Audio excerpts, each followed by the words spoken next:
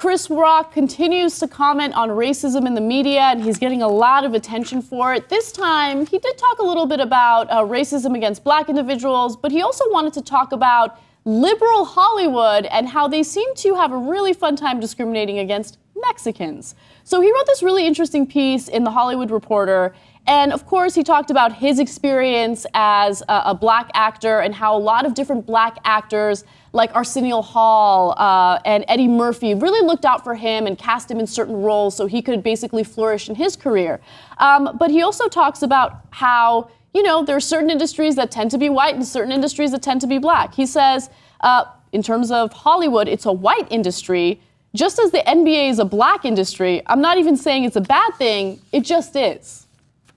Yeah, it's not the best analogy. Right. Because it's not like the NBA is run by black people, right? There's some black coaches, there's black GMs, and et cetera, but just because the players are largely African American doesn't mean they run the business side of it. Could have picked a better example. Okay, but I think the more interesting part of his article or his piece or whatever was when he talked about Mexicans living in California and how you rarely ever see Mexicans working in even low-level jobs within Hollywood. Okay. And before you get to that, let me just support him on one thing, though, on the African-American point. He's got a new movie coming out, Top 5, that he produced himself, right? He's in the movie, he directed it, he did everything for the movie. And he's like, look, I got tired of that system, so now that I have enough money, I made my own movie. That I like a lot. Yeah, that is, because that's kind of what you did. Well. Yeah.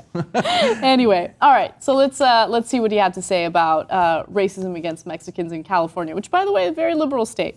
Forget whether Hollywood is black enough. A better question is Hollywood Mexican enough? You're in LA. You've got to try not to hire Mexicans. It's the most liberal town in the world, and there's a part of it that's kind of racist. Not racist like, fuck you, nigger racist, but just an acceptance that there's a slave state in Los Angeles. He continues. There's this acceptance that Mexicans are going to take care of white people in LA. That doesn't exist anywhere else. I remember I was renting a house in Beverly Park while doing some movie, and you just see all the Mexican people at 8 o'clock in the morning in a line driving into Beverly Park like it's General Motors. It's this weird town. Damn. So they take care of the kids while, you know, the parents are out there doing whatever they do to be tremendously wealthy and live a fabulous life. Mm-hmm. So he continues, the odds are, because people are people, that there's probably a Mexican David Geffen mopping up somebody's company right now. The odds are that there's probably a Mexican who's that smart, who's never going to be given a shot. And it's not about being given a shot to greenlight a movie, because nobody is going to give you that. You've got to take that. The shot is that a Mexican guy or a black guy is qualified to go and give his opinion about how loud the boings are in Dodgeball, or whether it's the right shit sound when you hear when Jeff Daniels is on the toilet in Dumb and Dumber. So I agree and disagree. Mm-hmm. Okay, so the part I agree with is, are Mexicans giving a fair shot? Well, when you look at the numbers, you wonder. Yeah. Right? I mean, the town is filled to the rim with Mexican Americans, and yet not only powerful positions, but as he points out, like mid-level positions are missing a lot of Mexican Americans. He doesn't even refer to them as mid-level positions. He refers to them as low-level positions within Hollywood. Yeah. Yeah. Now, the part I disagree with is twofold. So, number one, the sound guy on Dumb and Dumber, who's got to check to see if the toilet sounds right when Jeff Daniels is sitting on it, is not really a low-level position. That's a position you have to train for, mm-hmm. right? And there's a path for that position. It's not like you can walk off the street and be like, yeah, shit sounds like that. Okay, I'm in. Okay, that's not how it works. So that's not really fair, right?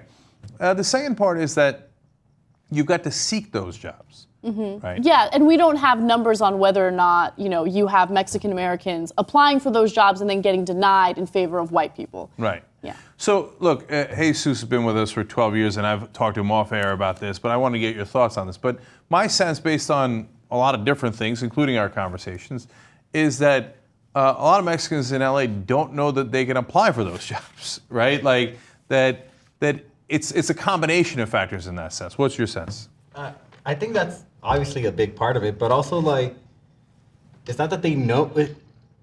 it's not as easy as they seem. You gotta have somebody inside to bring you in. Yes. And that's what he means, I think. I think that's the gist of it. Yeah, you could be the sound guy or an assistant director, but who's gonna give up their seat to give that to a minority? I think that's the struggle that's always like, they'll give you the catering job. I think all catering jobs in production are, or in LA, a lot of them might be more minority driven. Right. Because that's what they offer to them. Yeah, so I would suggest that there's a couple of ways to address this, right? Because it's a real issue. Now, number one, you can do outreach. Like, so for example, the Pittsburgh Steelers got all the NFL teams, when they're hiring a coach, they have to interview one African American. They don't have to hire him, they just have to interview him, right? And so if we did outreach, the Hollywood, which is a huge part of the LA industry, when they're doing movies, they did a little bit better outreach into the Mexican American community, went to high schools and did job training, et cetera. And it might be a win-win for everybody, right? Look, the other part of it is what Jesus alluded to there, which is that people are naturally going to give jobs to people they know, right? So when I first came as a TV writer to LA, that was my first job in LA, I got on a job because of somebody I knew from Miami. And then I asked one of the writers there, I'm like, look, man, I've been looking in the papers and the trade magazine stuff. There's never any job openings. He's like, you knucklehead, that's not how it's done, okay? He's like, now I know you. Next job I go to, I'll hire you. That's how it's done. That is how it's done. Right?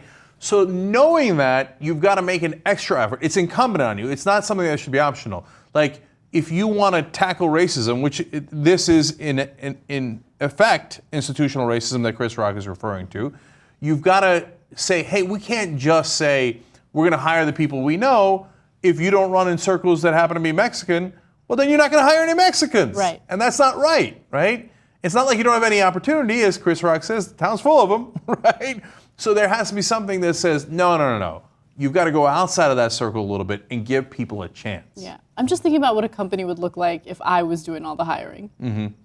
It'd be interesting. Full of fabulous people. Fabulous.